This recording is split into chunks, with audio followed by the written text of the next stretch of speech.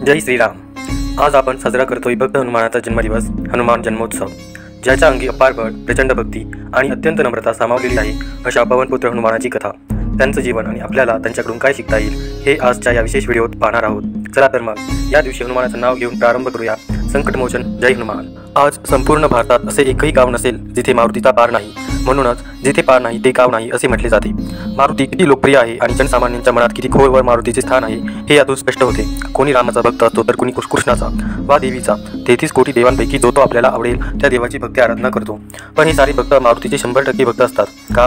कारण मारुती म्हणजे बल, पराक्रम आणि भक्ती यांचा आदर्श। अशा या लोकप्रिय देवताची जयंती धूमधडाक्यात साजरी झाली नाही तरच नवल। हनुमानाला रुद्राचा अवतार मानले जाते, तसेच मरुत किंवा वायूचा पुत्र म्हणून त्याला मारुती असेही म्हणतात। श्रीरामापाठोपाठ हनुमानाचेही नाव आपोआप घेतले जाते, कारण हनुमान हा श्रीरामाचा एकनिष्ठ भक्त आणि सेवक होता। हनुमानाच्या जन्माच्या अनेक कथा सांगितल्या जातात। राजा दशरथाला मुलगा नसल्यामुळे त्यांनी पुत्रकामेष्टी नावाचे यज्ञ केला। तेव्हा अग्नीने प्रकट होऊन राजा दशरथाला प्रसाद दिला व त्या प्रसादाचे 3 वाटे करून आपल्या 3 राण्यांना देण्यास सांगितले। त्यातला एक भाग घारीने पळवला। केसरी नावाच्या वानराची पत्नी अंजनी तिथे तपश्चर्या करत होती। तिथून उडताना तो प्रसाद घारीच्या पंजातून अंजनीच्या हातात पडला। त्या प्रसादामुळे तिच्या पोटी हनुमानाचा जन्म झाला। याशिवाय अजून एक कथा प्रसिद्ध आहे। किष्किंधा कांडात जांबवानाने एक कथा सांगितली आहे। पुंजिक स्थला नावाची एक सुंदर व श्रेष्ठ अप्सरा होती। ऋषींच्या शापामुळे ती वानर योनीत जन्माला आली। महात्मा कुंजर या वानराची ती मुलगी होती आणि केसरी वानराची ती अंजना नामक पत्नी होती।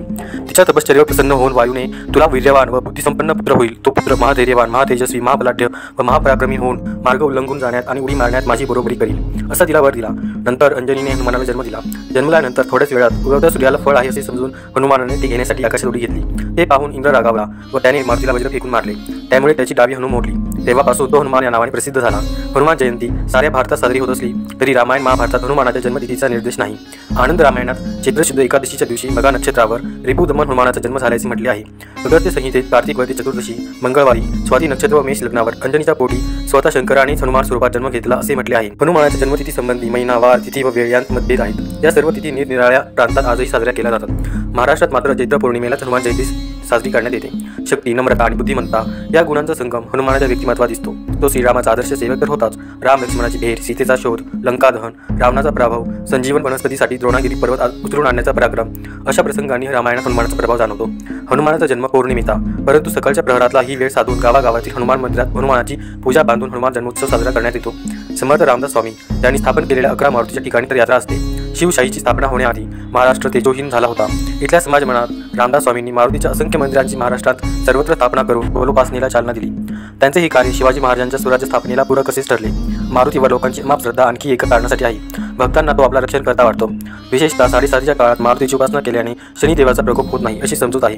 म्हणून दर शनिवारी मारुतीचे दर्शन घेऊन तिथे तेल वाहण्याचा प्रघात आहे। शनीला हनुमानाचा एवढा धाका याबद्दल एक कथा सांगितली जाते।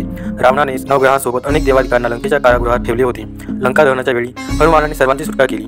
त्यावेळी शनीने देखील कारागृहातून आपली सुटका करावी अशी विनंती हनुमानाला केली। तेव्हा माझ्या भक्तांना यापुढे तू त्रास द्यायचा नाहीस असे वचन हनुमानाने घेतले। तेव्हापासून 7:30चा प्रकोप कमी करण्यासाठी हनुमानाची पूजा उपासना करण्याची पद्धत पडली। हनुमान हे लोकदैवत असून तो गावाचे रक्षण करतो अशी घट्ट समजूत असल्याने गावाच्या विषयावर मारुतीचे मंदिर असतेच। हनुमान हा चिरंजीव असल्यानेही तो लोकांसाठी वंद्य ठरलेला आहे। हनुमान जन्मोत्सव हा केवळ एक सण नाही, तर हा आपल्याला त्यांच्या गुणांचं स्मरण करून देणारी एक प्रेरणा आहे। भक्ती, शौर्य आणि नम्रतेचा संगम असलेली ही दिव्य छटा आपल्या आयुष्यातही प्रकाशमान व्हावी हीच हनुमानचरणी प्रार्थना। जर हा व्हिडिओ आवडला असेल तर लाईक करा, आपल्या मित्रांमध्ये शेअर करा आणि अजून अशाच भक्तिपूर्ण माहिती करता सबस्क्राईब करायला विसरू नका। जय बजरंगबली। पुन्हा भेटूया। धन्यवाद।